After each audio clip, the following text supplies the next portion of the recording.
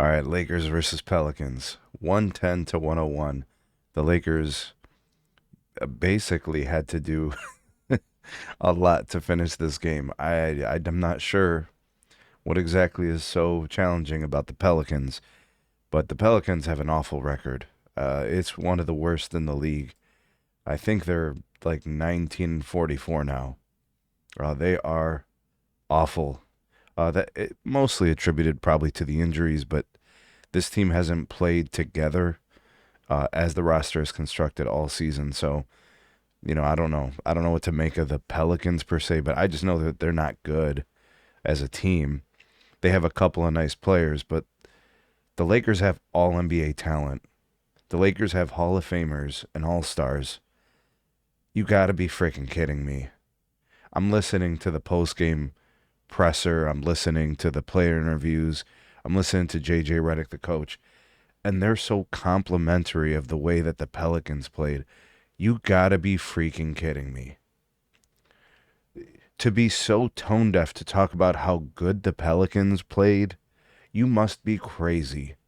Nobody is going to sit there and let that fly.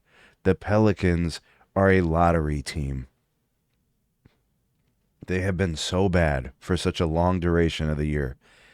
And the Lakers struggled. At one point, they were losing in the second half. It doesn't make any sense. You know, I want to say the Lakers as a team had some really serious like turnovers. Bron had 5, Luca had 7, Austin Reeves, who started the game poorly, even he had 5. And like I said, for Reeves, it was like the first half of the game he played poorly. Seemed to clean things up in the second half. But like, look at this. You know what I'm saying? These, I don't understand. And you know what? Another thing I've noticed about the Lakers, and this is namely to Luca, starts out games like super hot, and then he really cools off. That seems to be an MO, but uh, Luca was 3 of 10 from 3. That's not great. LeBron was 1 of 5 from 3. Not great. Marcus Smart was 2 of 6. Austin Reeves, 2 of 7. They shot the 3 ball poorly, but it doesn't seem like they cared. They just kept taking them.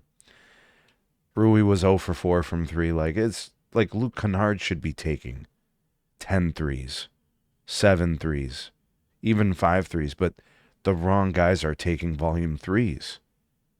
Laravia, maybe. Because not only are they just by percentage better, but they're more open because of the attention the other guys get defensively. So I don't, when I tell you guys how I see the game the Lakers play and the way that they're coached, JJ Redick, these are like simple concepts. You look and watch film, you see where players are, how they get their shots, where the open shots are, high quality looks.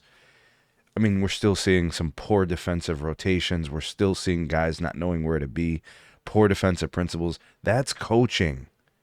Nobody's getting better on that side of the ball at all. Nothing. It comes to a certain point where, players need to be held accountable for their play. If it's an effort problem, I don't see effort problems for the Lakers. I see coaching problems at the Lakers. Luka can actually get better at defense if he's coached. I'm not saying he's going to be a world beater. I'm saying he could be an average defender across the whole roster.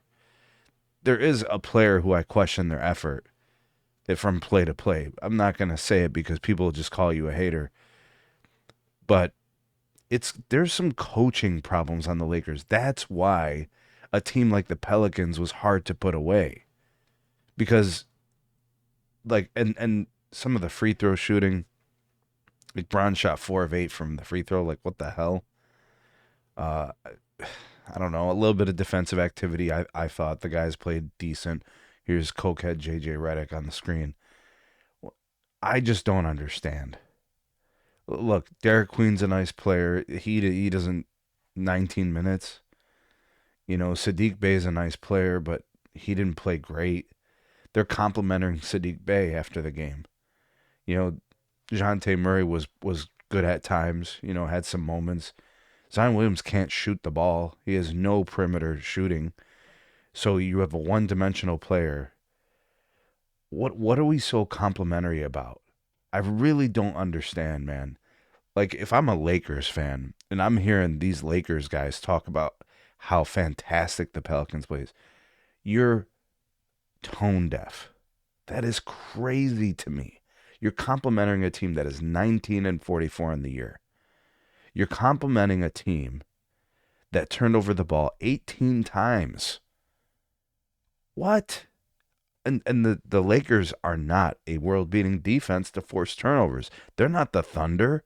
Those are unforced errors. I do want to give a shout out to Marcus Smart, whose defense is turning into offense. I do want to give a shout out to the role players on the Lakers who seem to find ways to kind of make themselves available. I don't need to compliment Luka. Everybody will glaze him. I don't need to compliment LeBron. I know he's 41 and he's still doing it. Whatever. This is to struggle to put away the Pelicans is crazy. Listen, they're about to play the Knicks. We're gonna put the clamps on the Lakers. Uh, they've got I think a game against the Timberwolves. They'll put the clamps on them too. Yeah, we'll see. We'll see. We'll see what happens. I mean, I'll watch those games closely. We'll see what they do. I mean, there's a lot of unforced turnovers. Lakers had 21 turnovers. They typically don't turn over the ball a lot, but see, that's what happens when you play down to your competition. But it's okay. Make excuses, you know.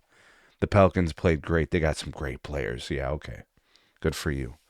Man, this team, like, when you talk about the fish rots from the head down, I'm telling you guys, if you're wondering why the Lakers don't get better, why they've seemingly regressed from last year, why their defense is poor, why their offense is clunky, just look no further than the head coach.